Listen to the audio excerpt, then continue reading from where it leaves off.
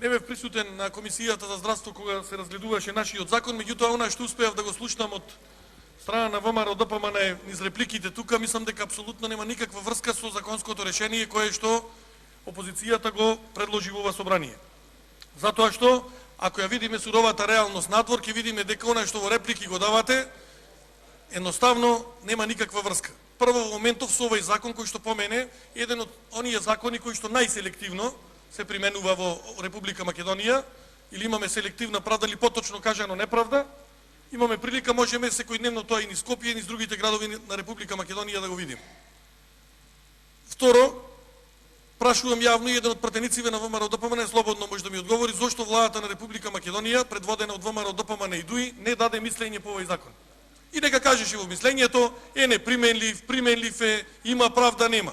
Нема. А сега, еве ги стенограмите тука, и во 2011 година, првата измена после 2010 година кога е правена, и Владко Ѓорчев, тогаш и министерот Тодоров не убедуваја од кои причини во 2011 година треба заострен да биде овој закон. Примената на постоечкиот закон е од 2010, во 2011 година ВМРО ДПМН и ДУИ, тогашната влада која што предводеја, така речи истата ова, направија да се заостри постоечкиот закон со тоа што покрај паричната казна која што требаше да ја платат угостителите и сите оние кои што се бават со оваа професија, дополнително им беше внесена казна, односно затворање на објектите или времено вршење на професијата. Од тогаш наваму во 2013 година за уште дополнително го заострите законот, внесовте да покрај постојните 4 инспекторати, тоа е државниот пазарен инспекторат, санитарниот инспекторат, трудовиот инспекторат, ги внесете дополнително и управата за јавни приходи да контролира пушачи и исто така да контролира и полицијата. И тогаш ние бевме исто вака сега како што например Владанка проба сега да не убедува тука заради некаков здравствен аспект, па Владко излегуваше Ѓорчев со некакви дискусии дека не знам колку 300, 200, 300 илјади луѓе има заболено и треба да одат на онкологија, други не знам каде. Меѓутоа факт е дека од тоа ништо не се случи.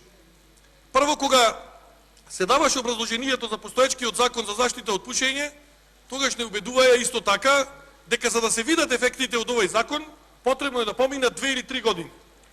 Од примената на овој закон во 2010 година до ден денес се поминати точно 5 години и еве 20 на дена. И сега јас јавно прашувам од оваа говорница, кои се ефектите, некој да каже. Ние тврдиме дека економскиот ефект е сериозно нарушен ке браншата на туризмот и угостителството Република Македонија, го тврдиме тоа и со документи.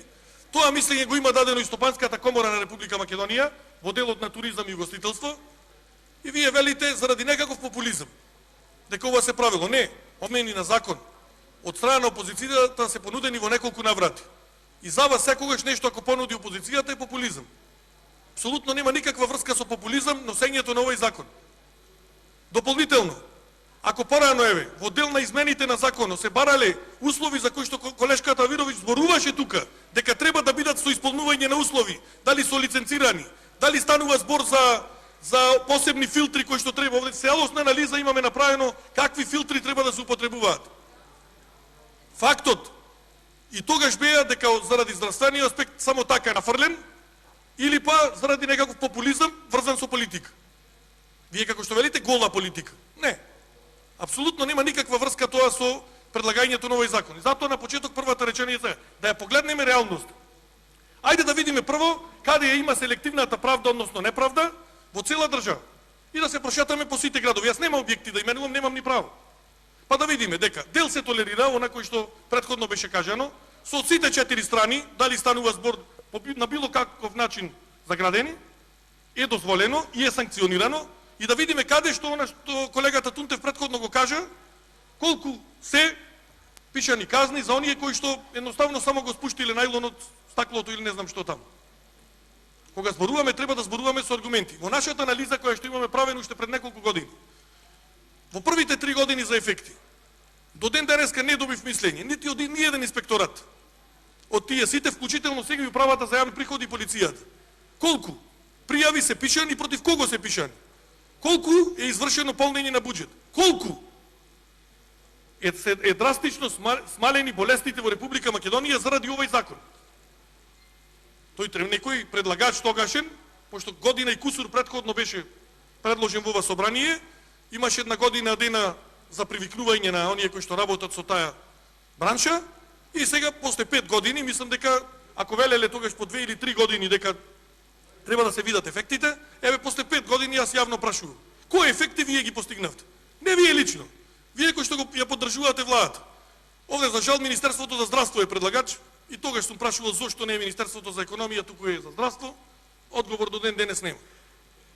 Значи барањето е да надвор од затворените објекти или целосно се примени вака како што е законот за сите, или да се дозволи со ова предлог законско решение на сите им се овозможи од сите затворени страни и тие. Во Прилеп, например, е јасно и гласно, не се дозволува, во Скопје може, например. Во Прилеп ќе бидат санкционирани, во Скопје нема да бидат санкционирани. Еве, ќе земам класичен пример, да не мешам други градови. Зошто? И сега, кој е ефектот да одма правиш неправда? Значи, за едни е дозволено, за други не е дозволено. Еве, кажете ми со примери дека не сум во право. Што мора да видиме? И затоа велам јас, овој закон е еден од најлошите кои што се применува во моментов. Вие може да кажуваме се, па да зборувате за здравствени аспекти, за не знам какви аспекти. Ова се случува во моментот. Ако ги гледаме економските параметри, повеќе од 70 и кусур проценти, велам јас, исклучиво заради законското решение заштита од пушење е намален прометот. И објективни фактори има многу. Меѓутоа еден од нив гарантирам дека е овој.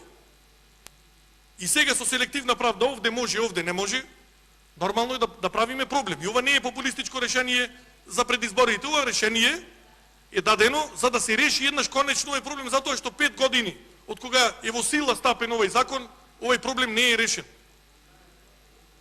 Зошто ни еднаш, ниту една, конкретно Министерството, пошто е за здравство предлагач, не излезе да каже дека врз база на овие параметри ние увидовме дека ова законско решение е постоечкото даде вакви резултати. Помалку има заболени, по било какви основи, повеќе има, нема.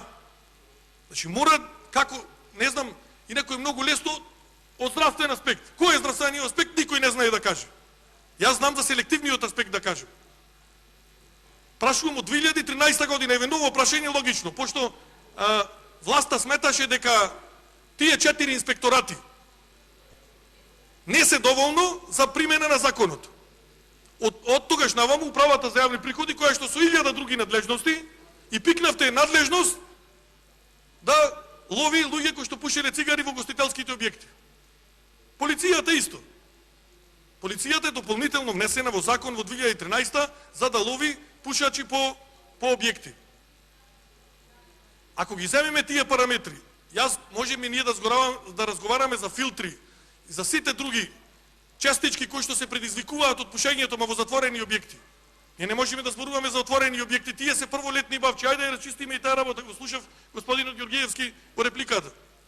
Значи прво решенијата кои што локалните самоуправи ги издаваат врз база на летна бавча, не ги издаваат на затворен објект. А законот ако го читаме, ќе видиме дека таму за летни бавчи е дозволено. Значи одиме малце во инаков правец и затоа мислам дека кога најлесно е да се одбиваат решенијата, дајте прво логиката да ја видиме на она што опозицијата во конкретниот случај го поднесла. Како тоа, ако на летни бавчи, на тераси, на урбана опрема дозволена која што е во тие? Дозволено, даено и дозволено, што таа подразбира и тенди, и чадори, и се. Е дозволено. А не може сега на 1 метро од летната бавча да биде дозволено, отиот и било од едната или од двете страни затворена. Мислам, нема логика здрава ова што вие го одбивате денеска.